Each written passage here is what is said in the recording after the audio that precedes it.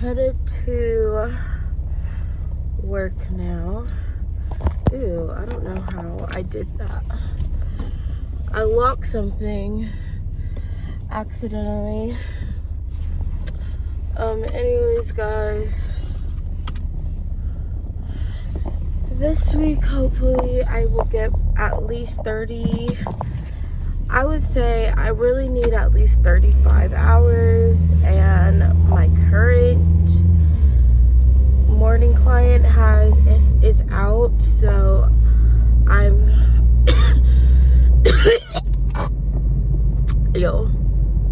I only have my afternoon client, and then if there's a client for me to cover in the morning, or if I cover lunches, I come in at 11. So most of the time, or yesterday, I came in at my scheduled time because I didn't know my client was not going to be there, obviously. But today, I knew they weren't going to be there. So I got to sleep in, but I honestly feel like I feel almost worse. Like, it's not like I really had extra time because I just spent that time sleeping when I should have been, I don't know, doing something productive. But it's fine. We are going to go to our Zumba class tonight. That is on my list of things I want to get done today. I've been filming a lot of like chit chat opinion videos.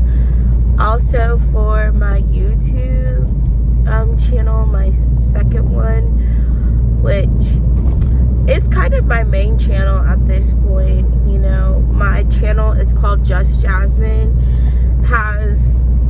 I just hit 10K subscribers on that channel, which I still can't honestly believe it because I'm just like, it doesn't feel real. But I've seen way more growth on that channel than any of my other channels, and I honestly am just being myself on that channel.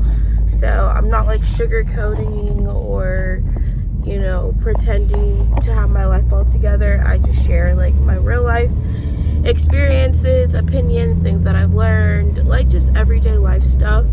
But I also am doing like budgeting videos and things like that.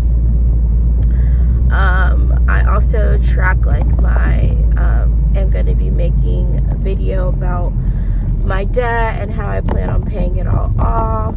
So that's another video that's coming. But I feel like I make more like long form content that's just not a vlog style. But this channel, of course, is just all vlogs. Anyways, I keep sharing like opinions. Anytime I make like a video sharing my opinion. Is there a crust on my mouth? I just feel like there is. Anytime I make a video sharing my opinion, I know it's prone to get some hate from people, and I think like as long as people can disagree respectfully, I don't have a problem.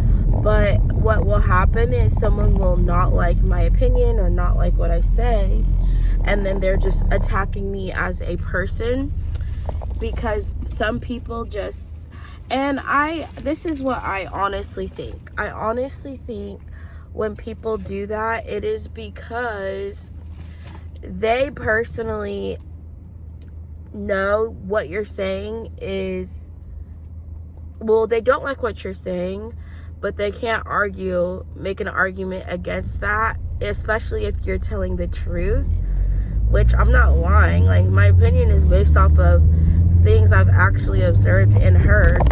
So it's not like I'm just making up things about people or places or whatever. But when people can't attack what you're saying or refute what they're saying, they move to personal attacks of your character, which is what we call ad hominem attacks, and is what the term is called in like a logical fallacy.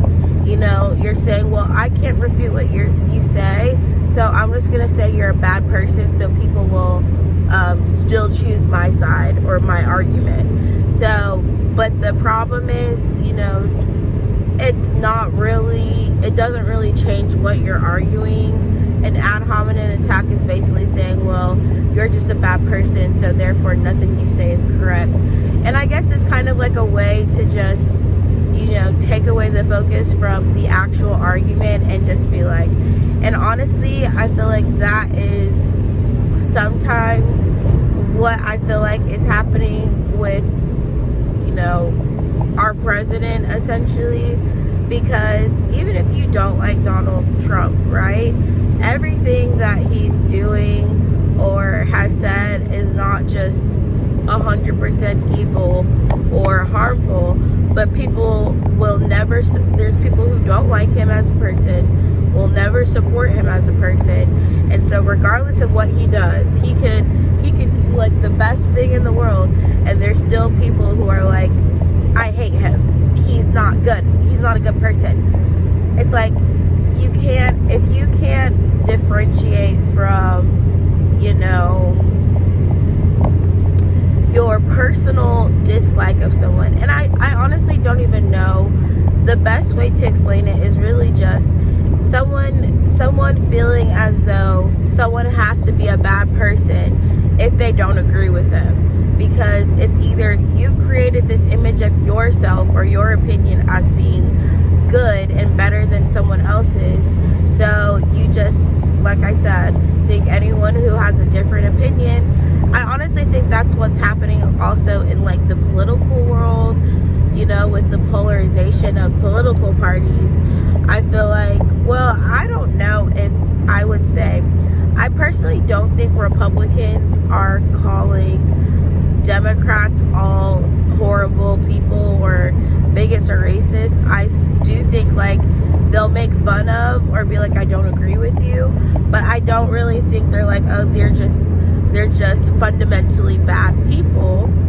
But I feel like the opposite side, you see a lot of Democrats basically saying Republicans are just bigots and racist and they're just horrible people. And it's like, you can't work with people like that. And I feel like it's very telling how, you know, there's people in Congress and Senate that won't push aside their political views to come together on things that every person should support. And it's just like too much people being petty or just, I don't know, like if you're a Congress elected person in a government position, you should not be being petty. Like pettiness, it's like when, I don't know, that's what I don't like about the political state of the world. It's like, it just seems like people don't even try to get along or try to come together on these bigger issues, and it's just really sad. But anyways, back to the original statement. It's just yeah, ad hominem attacks, basically someone basically tries to say you're a bad person, and that's why you're always wrong. But the problem is, someone being a bad person doesn't mean their argument is wrong. You know, if you're speaking from like an objective manner, which is just like if you're debating someone on a specific topic or issue, it's like their personal qualities about that person you don't like don't negate the fact that their argument might be better, you know, or that they might hold a better position than the opposition. But people who, you know, can't, like I said, when someone can't argue with you using facts or logic, they use feelings, and they just jump to all of these logical fallacies, personal attacks, straw man arguments. You know, let's just shift the goalposts, let's just change what we're arguing about altogether. And you know, it just makes her really bad, and it's really frustrating for me too, because I can't, like, if I know someone's making a straw man argument, I'm not going to entertain something that is not the actual argument, which is what often happens when somebody wants to argue with me on an opinion I posted or shared, I feel like it's often like people trying to make straw man arguments that are like completely different issues or separate issues from like what I'm actually commenting on, what I'm actually concerned about. And I point that out every single time. I was like, I'm not talking about that issue, I'm talking about this issue.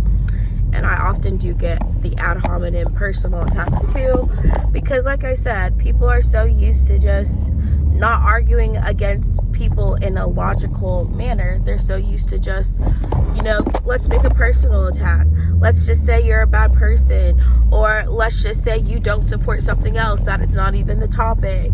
You know, constantly creating just false narratives and perceptions of someone's stance or argument is how a lot of people try to win these debates. But as someone who is a lot more logical and objective with my stances on things, those tactics don't really change or affect how I feel about something, because until someone argues against what I objectively said, it doesn't hold weight. It doesn't hold weight to the argument. So yeah,